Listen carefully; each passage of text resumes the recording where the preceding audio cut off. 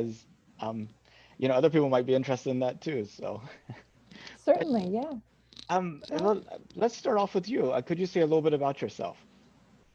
sure. So my name is Jessica Snyder, and I am a mechanical engineer. I study some tissue engineering for space, and then also some biological industrial design. How can we grow as much as build the things you would need to outfit a human mission to the upper atmosphere, to moon, and maybe even beyond? And like, can you talk about some of the problems that you work on solving? Certainly. So, where to begin? So when I was a graduate student, I studied mechanical engineering. My project was a collaboration between, I was a student at Drexel University in Philadelphia, and I was working with the Human Countermeasures and Adaptation Division at NASA Johnson Space Center.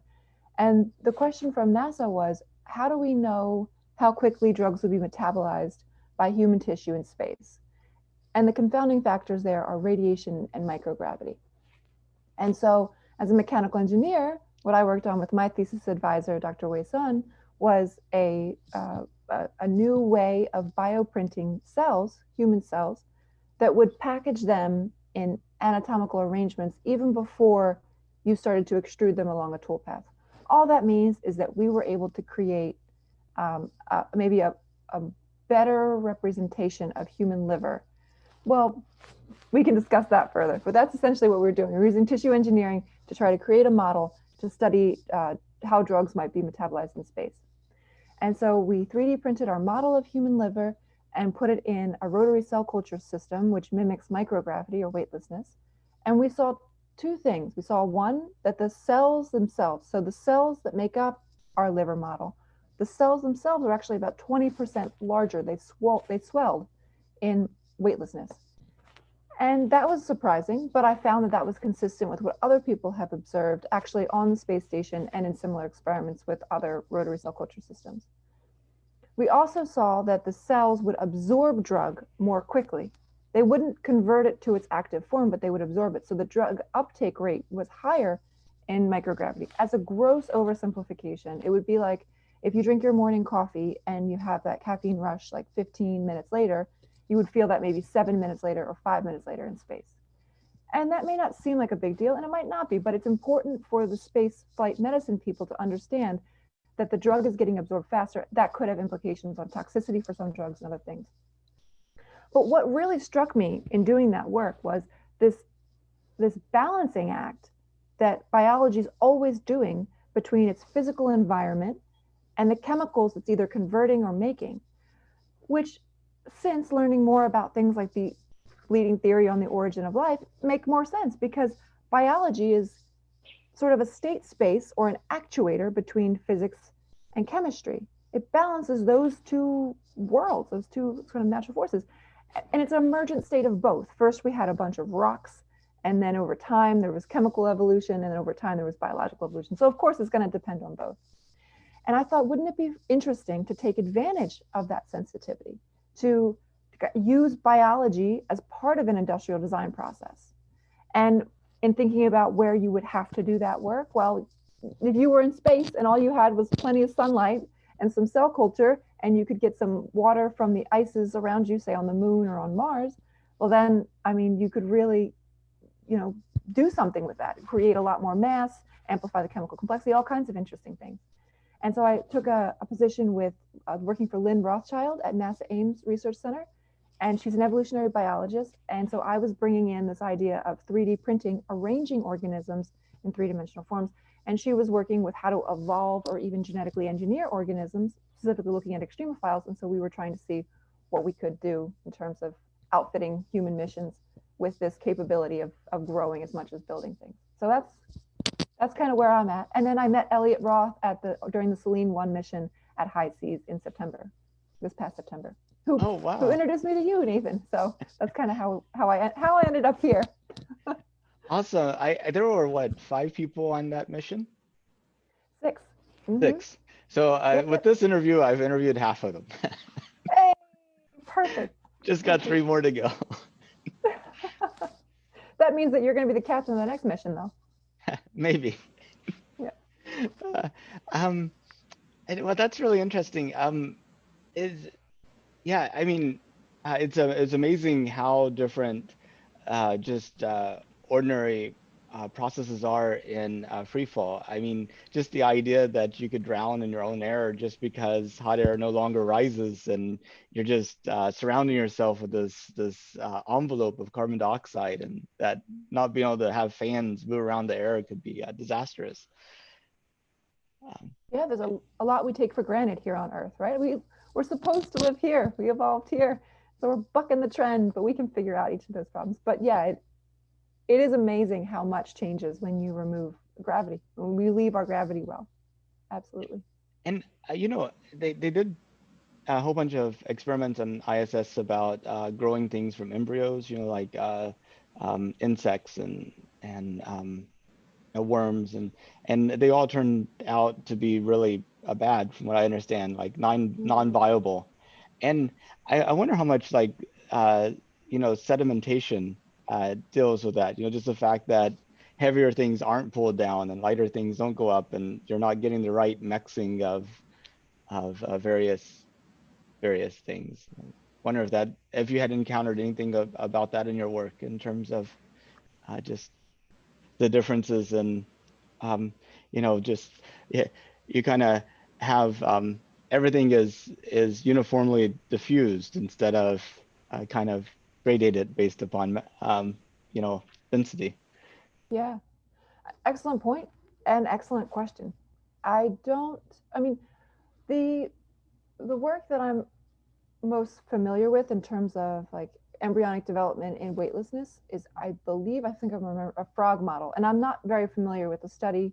It's something I've heard about, so it's very, um, but my understanding is that part of the research question was, is there a sensitivity to gravity for the direction that these embryos develop in, like what you said, that body force pulling that beginning of a new frog down, and is that important in sort of the initial stage, which would set things up for the subsequent stages?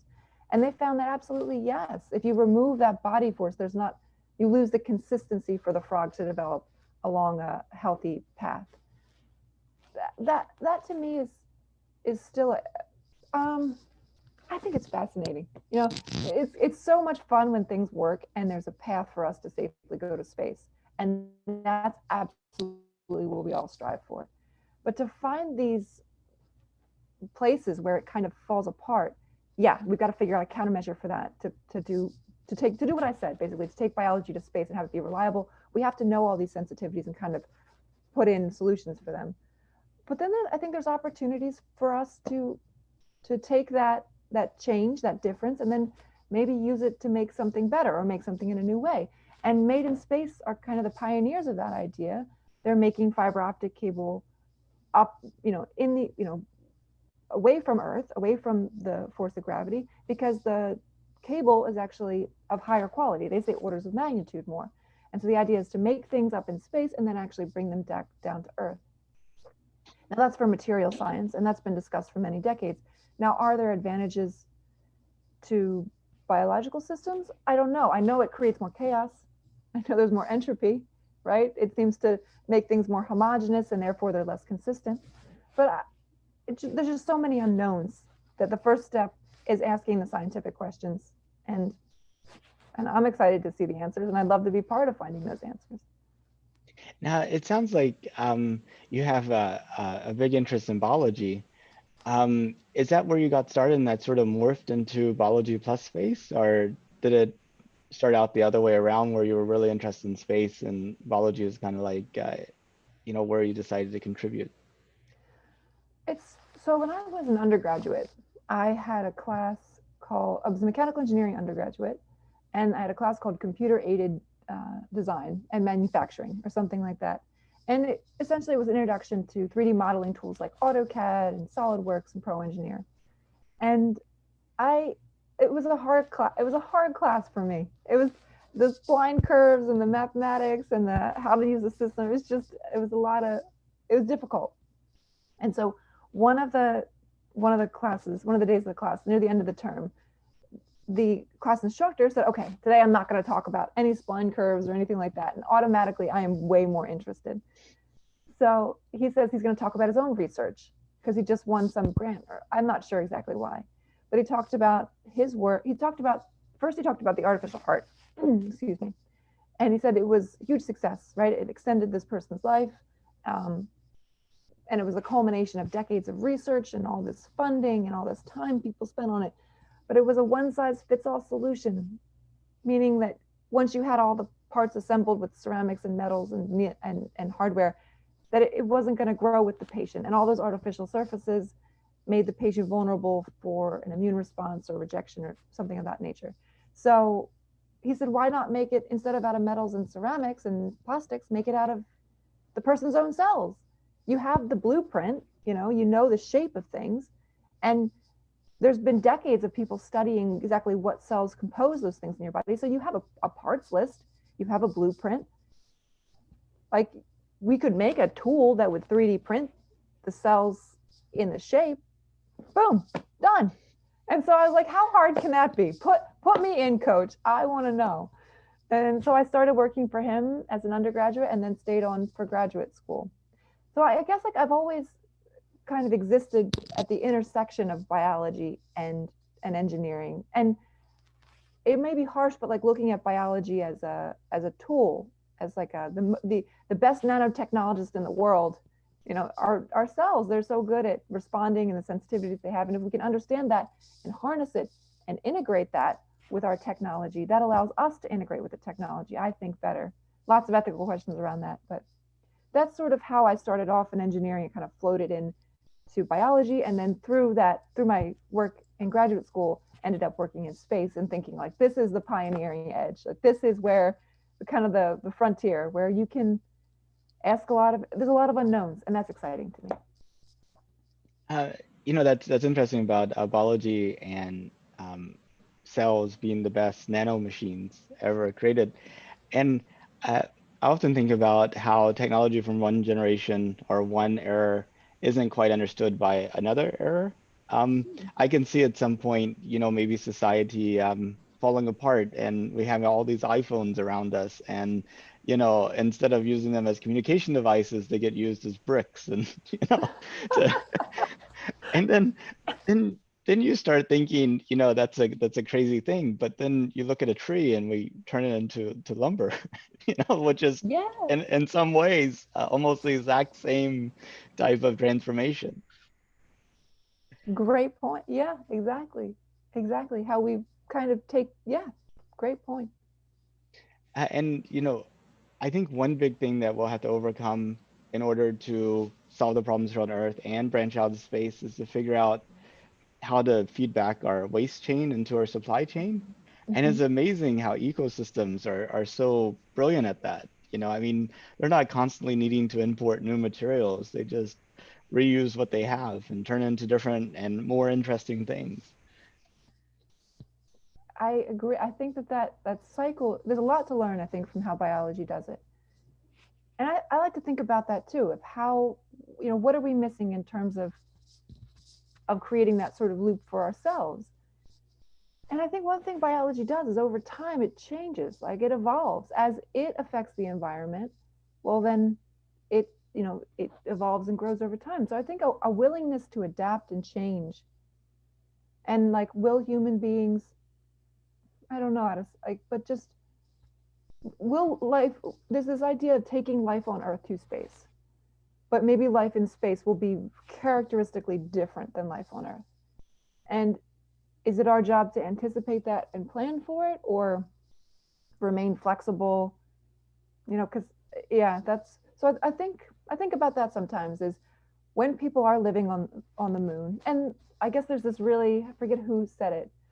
One of the JAXA astronauts was talking about his time on the space station, and he was saying that he loved to look out that big window in the belly of the space station, the cupola, and look at Earth. And what he was just so, I don't know, what he said, what gave him comfort was seeing the Earth fill up that whole gigantic window, because he felt like he recognized so much on the Earth.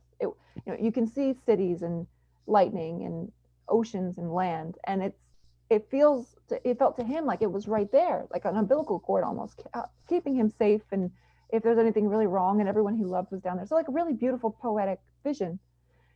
But he was kind of thinking about if he was on the moon looking at the Earth, it would look much more alien, and it would be easier to kind of fall into your world on the moon and see that as your this is where I am, and how do I make things work here. And if you take it even farther to Mars, well, like Earth's going to be a speck in the sky. And so not just with supply chains or with closed loop life support, but those things first and foremost, but also like culturally, there'd be an identity of a Martian that would be unique from Earth because there's just less shared experience. And so I don't know what you do with all that. I don't know if you just sort of send people and give them all the flexible tools you could imagine and say, good luck, let us know how it goes, or you do try to keep kind of a handle on things from Earth. I don't know, some combination of both. I don't know. Um, yeah, one of the motivations for going to Mars might be to get away from the handle from Earth. Right? I mean, yeah, that's why you get in this. I mean, not why, but yeah, I agree with you. I think there's a little bit of what's out there. Let me, yeah, exactly. Yeah, I don't know how to put it, but I think I appreciate your point.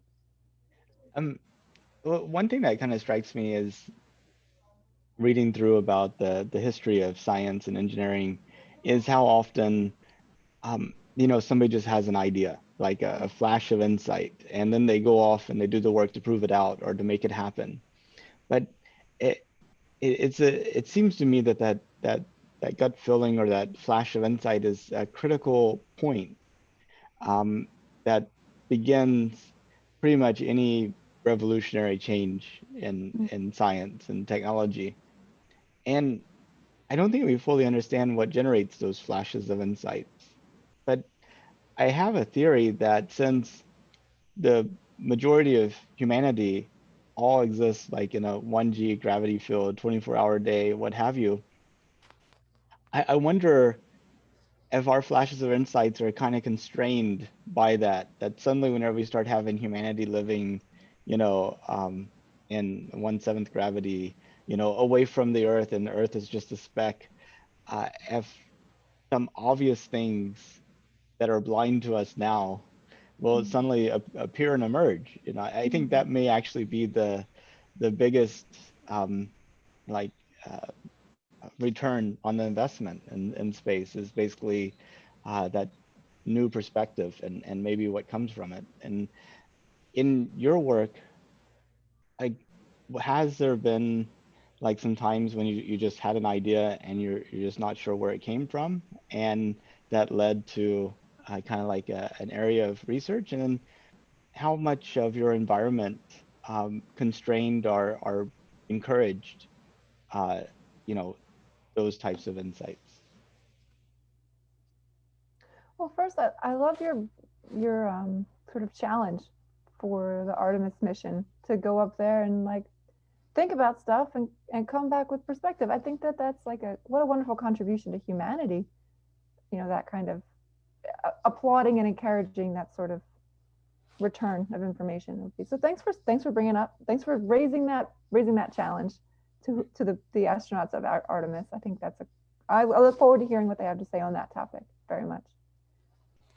I think I am fascinated by leaving a 1G gravity well and what that means for biology. And working with some collaborators, I want to know if how being in this microgravity environment or hypergravity environment, how that would affect things like circadian rhythms, which are basically your internal clockwork where every cell in your body operates on this cycle.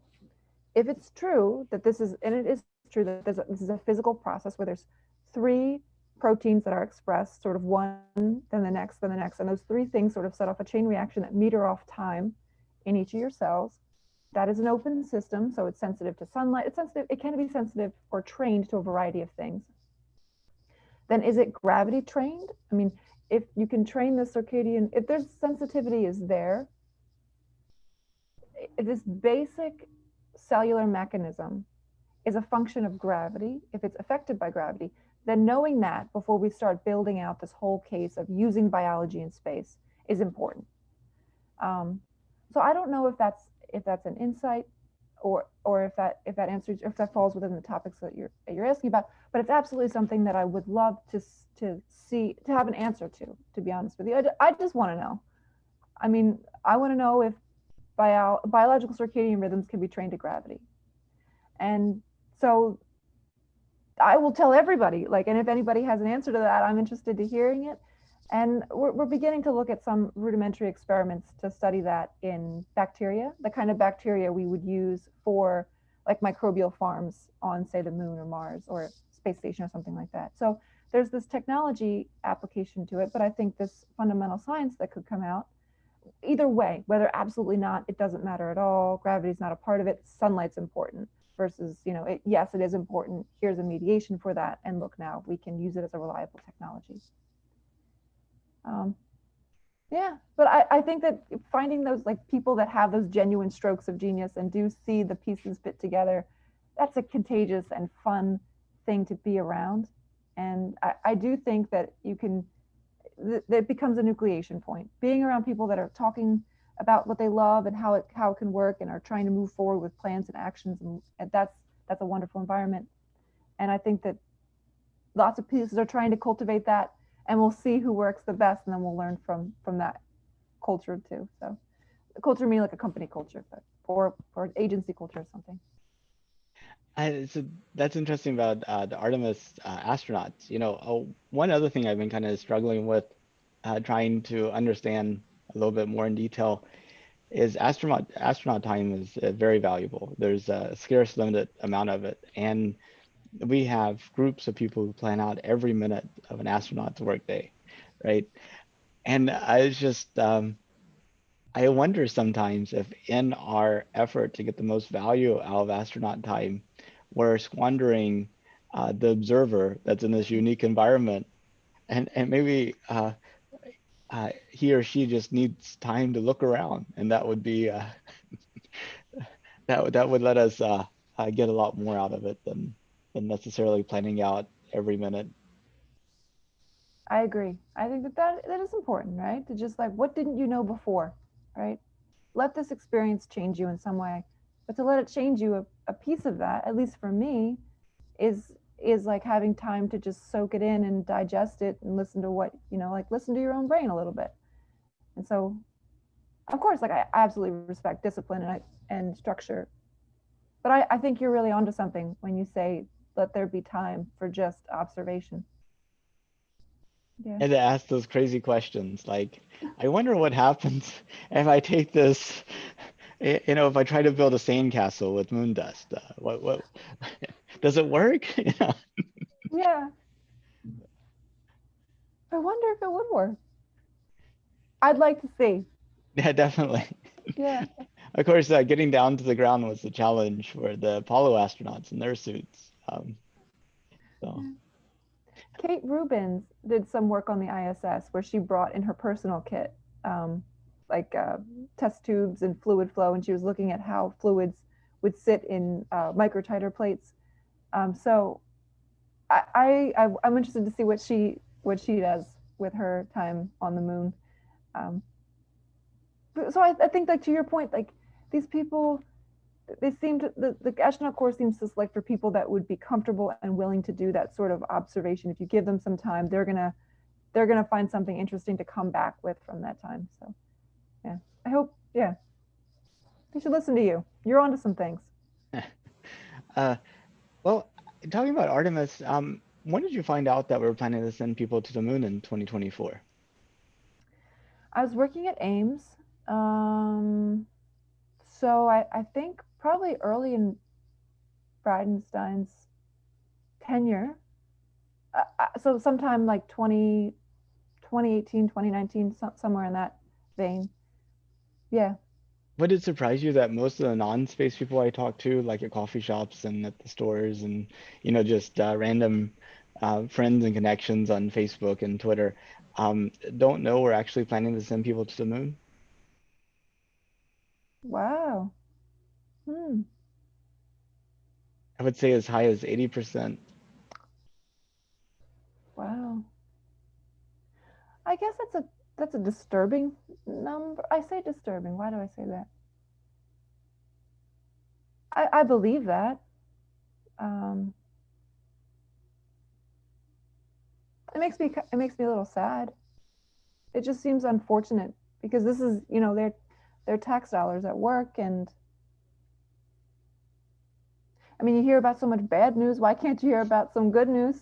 There's like the emotional balance around scientific discoveries is usually positive. You're finding something out. There's a question that's answered. Whereas like, when I watch the regular news, like that emotional balance seems to skew a little bit more negative. So yeah. Why do you think most of those people didn't know that there was a plan to return to the moon? I have a theory, and I Okay. proposed it to a number of people, and they seem to buy into it. I think a lot of it has to do with how we get our news. I mean, back in 1969, whenever Neil and Buzz were landing on the moon, there are only three broadcast television stations in the US. There was only like one or two newspapers per city.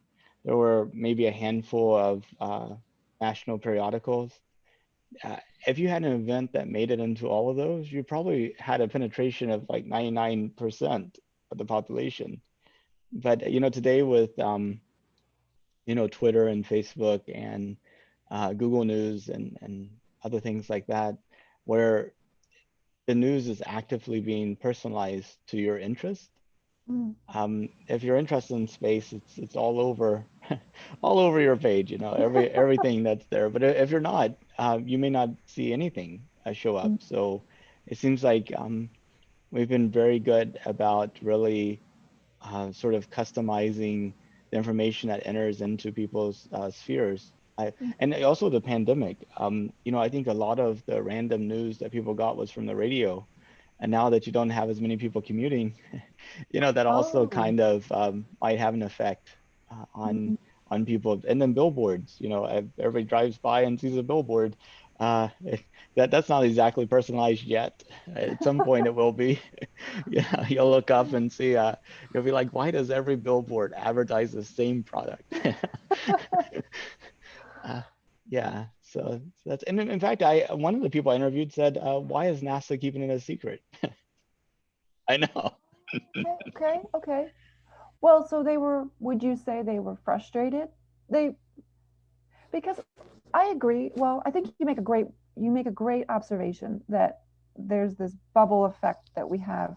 And I think it's fun to point out why. It's fun to understand sort of the reason behind it.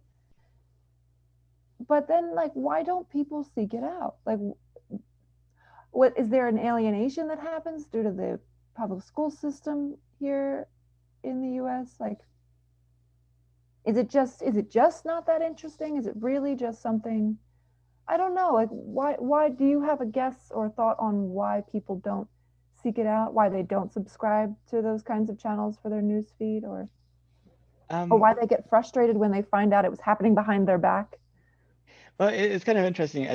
The last question I usually ask people is, if it was safe and affordable, would you have an interest in going into space? Okay. And a lot of people who might have been sort of negative about going to the moon and spending on space and things like that, whenever you ask them that, they're like, yes, I would love to go. And it's like, Hmm. I tend to think that the reason that a lot of people aren't interested in space and space exploration is because they don't see how it has any impact on them. Like they're not going to be an astronaut.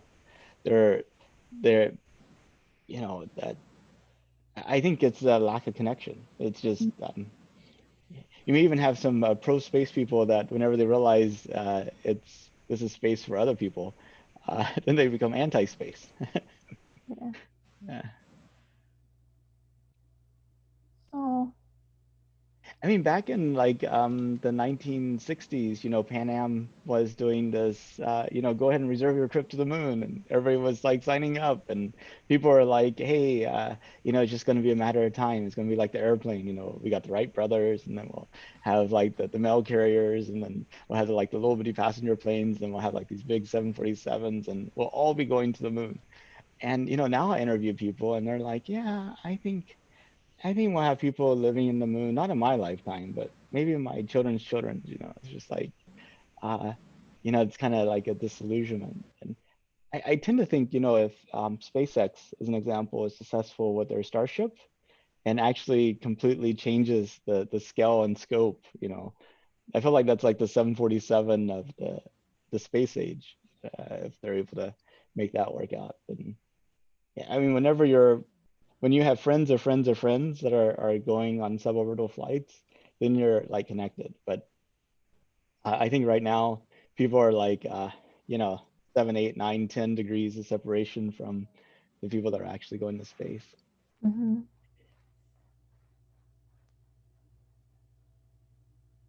Wow. I think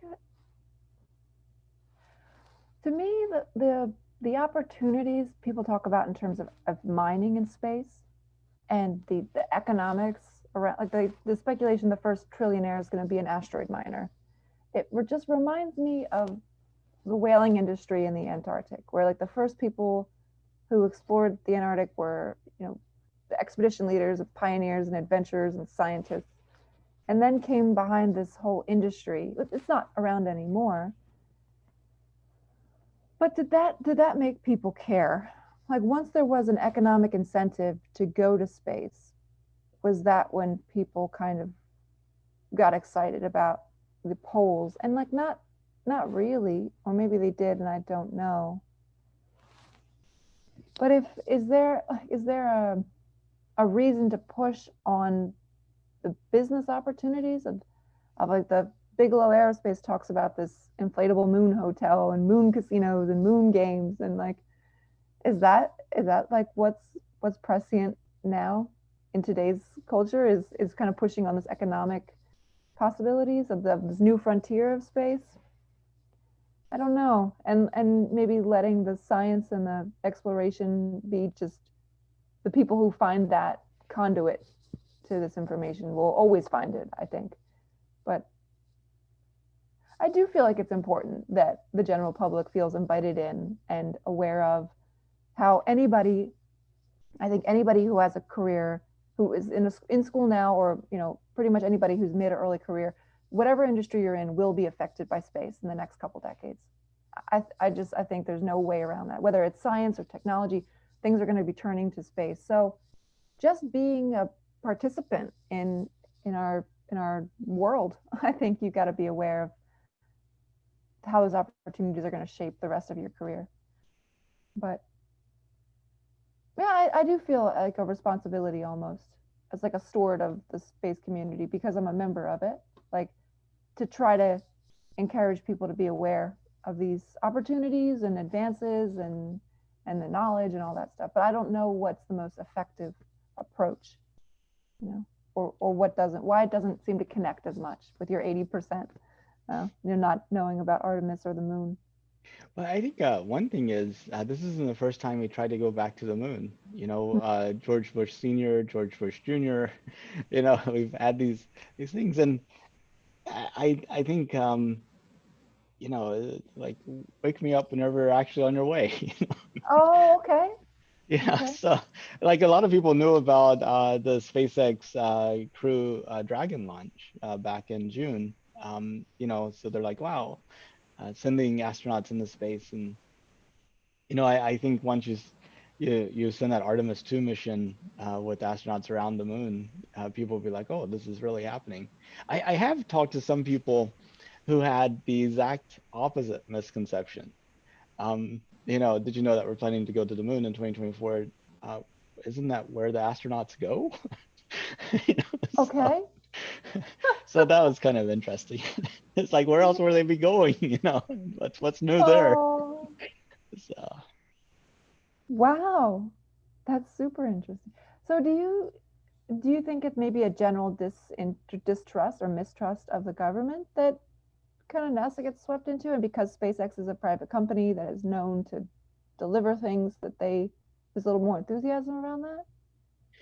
um, I I mean, I think SpaceX is really good, and they really have attracted a core group of supporters that are sort of amplifying everything that they do, which you Mm, really don't see anywhere else in the space industry to the same degree, for sure. mm, I mean, there's multiple live streams that are like 24/7 almost of what's going on in Boca Chica where they're building the Starship, and people watching every single you know tank test and every single static fire, and uh, kind of uh, whole ecosystems of people around that. So I think they're definitely building a lot of excitement. Whereas a lot of stuff that NASA and its contractors like Boeing and Lockheed Martin are being done kind of uh, you know behind closed doors. You don't quite have the same access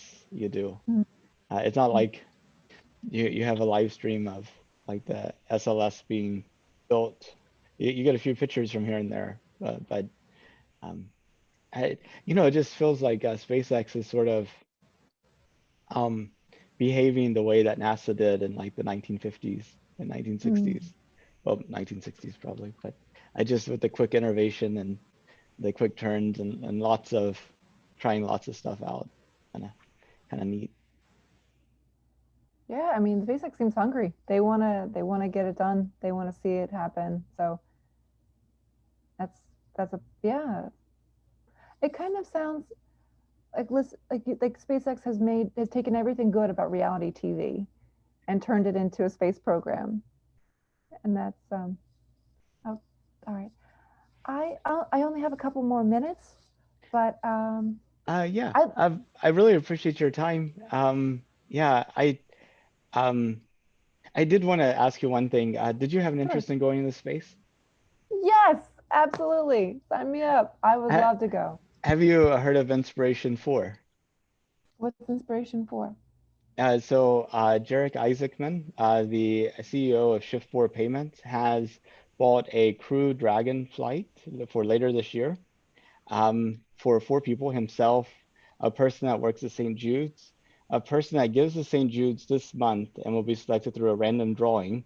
So maybe worth $10 just to donate to St. Jude's in the next few hours. And then a person that uses his online payment store to kind of create an inspirational viral video. But um, Cool. they had the goal of they had a Super Bowl ad. They had the goal of raising 100 million. I think they've only raised like nine. So it's just kind of interesting that you would have thought that that have a little bit more penetration in the space community. Well, well, But I hope that inspiration4.com, definitely inspiration worth for. yeah. Well, I will definitely apply, and I hope that you apply too, and I hope you get it. So I I've want you I've to. I signed up almost immediately. I might donate a little more just to top off my chances. Oh, I really love what you have to say about observation, and I look forward to what you have to say when you come back from space. Definitely. And we'll have to do this again then. Oh, that sounds great. And thanks so much for doing this. I think it's a really cool project. Okay, well, you have a good rest of your day. You too. Thanks so Bye much. bye. Bye.